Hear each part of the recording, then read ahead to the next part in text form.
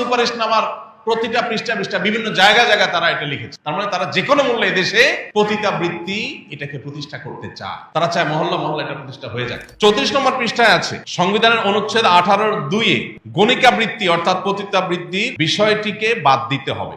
পতিতাবৃত্তি এটা আমাদের আইনে অবৈধ, এটাকে বাদ দিতে হবে, অর্থাৎ এটাকে বৈধতা দিতে হবে। এবং জনস্বাস্থ্য ও নৈতিকতার নামে যৌনকর্মীদের পেশাকে নিরোধ করা মানবাধিকারের লঙ্ঘন। কি মানবাধিকারের সবক শুনাইতে আসছে চিন্তা করে। ফিলিস্তিনে মানুষ মেরে কয়লা করে ফেলছে, এটা নিয়ে কোনো টু শব্দ নেই। সেখানে মানবাধিকার কোনো লঙ্ঘন হচ্ছে না। মানবাধিকার লঙ্ঘন হচ্ছে কোথায়?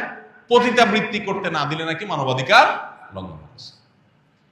একজন নারী তার ভরণ পোষণের ব্যবস্থা যদি তার স্বামী, তার বাবা, তার ভাই না করে, ইসলামী শরিয়ার বিধান অনুযায়ী রাষ্ট্র তার সমস্ত খরচ খরচা দিতে বাধ্য।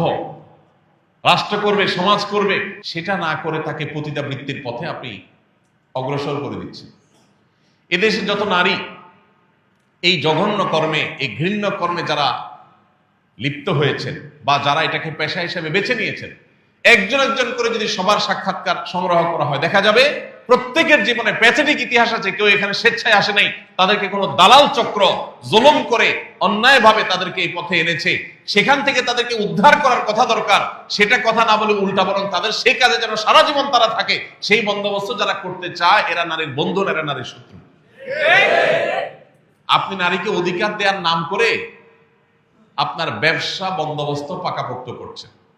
আপনারা যারা সচেতন আছেন, পৃথিবীর খোঁজ খবর যারা রাখেন, আপনারা জানেন পর্ন ইন্ডাস্ট্রি, এই পর্ন ইন্ডাস্ট্রি হাজার কোটি টাকার বিজনেস। এখানে এই পতিতাবৃত্তির বৈধতা দিয়ে মূলত তাদের সেই ব্যবসাকে তারা জিয়ে রাখতে চায়, আর কিচ্ছু না। অতএব আমাদের দেশে যে সমস্ত মেয়েরা এই ধরনের নিগ্রহের শিকার, তাদেরকে উদ্ধার করতে হবে, তাদেরকে পুনর্বাসন করতে হবে, তাদেরকে থাকা খাওয়ার ব্যবস্থা করতে হবে, তাদের যথাযথ কর্মসংস্থানের ব্যবস্থা করতে হবে। সেটা না করে তাদের সেই কর্মে তাদেরকে অটল অবিচল রাখার জন্য আপনি যে দাবি তুলছেন, এটা তাদের অধিকার নয়, এটা বরং তাদেরকে তাদের যে অধিকার সেটা থেকে বঞ্চিত করা। দেখুন, এই জিনিসটা তাদের কাছে এত বেশি গুরুত্বপূর্ণ যে এইটাকে তারা 74 নম্বর পৃষ্ঠায়, 37 নম্বর পৃষ্ঠায়, 132 নম্বর পৃষ্ঠায়, 135 নম্বর পৃষ্ঠায়, 155 নম্বর পৃষ্ঠায়, অর্থাৎ পুরো সুপারিশনামার প্রতিটা পৃষ্ঠা বিভিন্ন জায়গায় তারা এটা লিখেছে। তার মানে তারা যে কোনো মূল্যে দেশে পতিতাবৃত্তি এটাকে প্রতিষ্ঠা করতে চায়। তারা চায় মহল্লা এটা প্রতিষ্ঠা হয়ে যাক। 37 নম্বর পৃষ্ঠায় তারা লিখেছে, যৌন পেশাকে অপরাধ হিসাবে চিহ্নিত না করা এবং শ্রম আইনে এটাকে